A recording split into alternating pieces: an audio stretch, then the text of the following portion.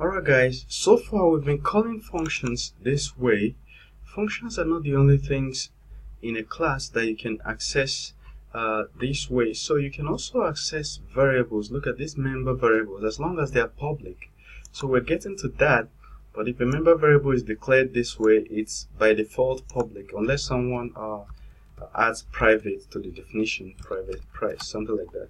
So we're getting to that in the further videos. So let's try and make reference to these prices.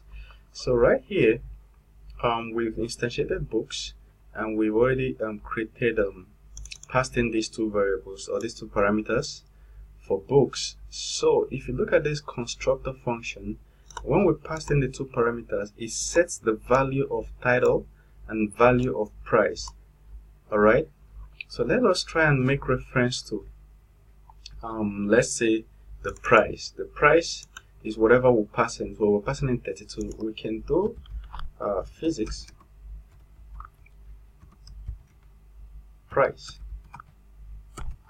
this way. So I will have to delete this two or comment them out. I've commented these two out, so I'll do an echo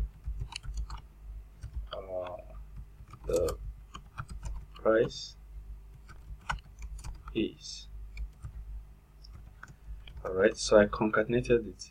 So we can make reference to variables this way. Let's just go and refresh. Keep your eye here, see? The price is 32. Your class has completed. Yeah, because we have this other guy here.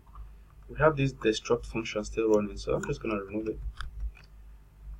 So you see, we can make reference to price. We can do the same thing with title too. If we do this way and say the title is title, and then we put a BR tag, we're good. The title is PN whatever, the price is 32. So I just wanted to use this to point out that yeah, you can, as long as it's public, you can make reference to it. Alright, so see you in subsequent videos.